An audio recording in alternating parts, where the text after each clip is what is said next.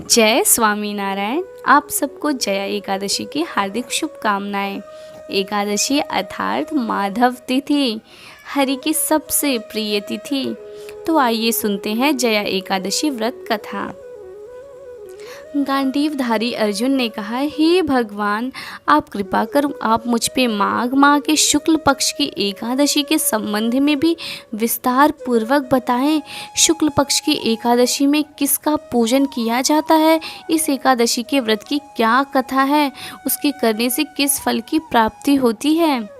भगवान श्री कृष्ण ने कहा, हे अर्जुन, माघ माह के शुक्ल पक्ष की एकादशी को जया एकादशी कहते हैं। इस एकादशी के उपवास से मनुष्य भूत प्रेत पिशाच आदि की योनि से छूट जाता है। अतः इस एकादशी के उपवास को विधि अनुसार करना चाहिए। अब मैं तुमसे जया एकादशी की व्रत की कथा कहता हूँ, ध्यान पूर्वक श्रवण करो। एक बार देवताओं के राजा इंद्र नंदन वन में भ्रमण कर रहे थे। चारों तरफ किसी उत्सव का माहौल था। गंधर्व गा रहे थे और गंधर्व कन्याएं नृत्य कर रही थीं। वहीं पुष्पवती नामक गंधर्व कन्या ने माल्यवान नामक गंधर्व को देखकर और उस पर आसक्त होकर अपने हाव भाव से उसे रिझाने का प्रयास करने लगी। माल्यवान भी उस गंधर्व कन्या पर आसक्त होकर अपने गायन का सुर ताल भूल गया। इससे संगीत की लय टूट गई और संगीत का सारा आनंद बिगड़ गया। सभा में उपस्थित देवगणों को यह बहुत बुरा लगा। यह देखकर देवेंद्र भी रुष्ट हो गए। संगीत एक पवित्र साधन है, इस साधना को भ्रष्ट करना पाप है। अतः क्रोधवश इंद्र ने पुष्पवती तथा माल्यवान को श्राप दे दिया। संगीत की साधना को अपवित्र करने वाले माल्यवान और पुष्पवती, तुमने देवी सरस्वती का घोर अपमान किया है। अतः तुम्हें मृत्युलोक में जाना होगा। गुरुजनों की सभा में असंयम और लज्जाजनक प्रदर्शन करके तुमने गुरुजनों का भी अपमान किया है, इसलिए इंद्रलोक में तुम्हारा रहना अब वर्जित है। अब तुम अधम पिशाच असंयमी का जीवन बिताओगे। देवेंद्र का शाप सुनकर वे अत्यंत दुखी हुए और हिमालय पर्वत पर पिशाच योनि में दुख पूर्वक जीवन यापन करने लगे। उन्हें गंध रस स्पर्श आदि का तनिक भी बोध नहीं था।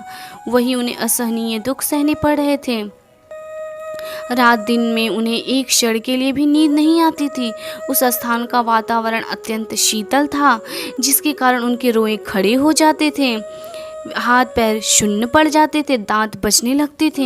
एक दिन उस पिशाच ने अपनी स्त्री से कहा, ना मालूम हमने पिछले जन्म में कौन से पाप किए हैं जिसके कारण हमें इतनी दुखदायी या पिशाच योनि प्राप्त हुई है। पिशाच योनि से नरक के दुख सहना कहीं ज़्यादा उत्तम है। इसी प्रकार के अनेक विचारों को कहते हुए अपने दिन व्यतीत करने लगे। भगवान की कृपा से एक बार माघ के शुक्ल पक्ष की जया एकादशी के दिन इन दोनों ने कुछ भी भोजन नहीं किया और ना ही कोई पाप कर्म किया। उस दिन मात्र फल फूल खाकर ही दिन व्यतीत किया और महान दुख के साथ पीपल के वृक्ष के नीचे विश्राम करने लगे। उस दिन सूर्य भगवान अस्ताचल को चल रहे थे। वहाँ रात दोनों से एक दूसरे से सटकर बड़ी कठिनता से कटी। दूसरे दिन प्रातःकाल होते ही प्रभु की कृपा से इनकी पिशाच योनि से मुक्ति हो गई और पुनः अपनी अत्यंत सुंदर अप्सरा और गंधर्व की देह धारण करके तथा सुंदर वस्त्रों तथा आभूषणों से अलंकृत होकर दोनों स्वर्गलोक चले गए। उस समय आकाश में देवगण तथा गंधर्व इनकी स्तुति करने लगे। नागलोक में जाकर इन दोनों ने देवेंद्र को दंडवत किया। देवेंद्र को भी उन्हें उनके रूप में देखकर महान विस्मय हुआ और उन्होंने पूछा, तुम्हें पिशाच योनि से किस प्रकार मुक्ति मिली, उसका पूरा वृत्तांत मुझे बताओ। देवेंद्र की बात सुन माल्यवान ने कहा, हे देवताओं के राजा इंद्र, श्री हरि की कृपा तथा जया एकादशी के व्रत के पुण्य से हमें पिशाच योनि से मुक्ति मिली है। इंद्र ने कहा, हे माल्यवान, एकादशी व्रत करने से तथा भगवान श्री हरि की कृपा से तुम लोग पिशाच योनि को छोड़कर पवित्र हो गए हो, इसलिए हम लोगों के लिए भी वंदनीय हो गए हो, क्योंकि शिव तथा विष्णु भक्त हम देवताओं के वंदना करने के योग्य हैं। अतः आप दोनों धन्य हैं। अब आप प्रसन्नता पूर्वक देवलोक में निवास कर सकते हैं।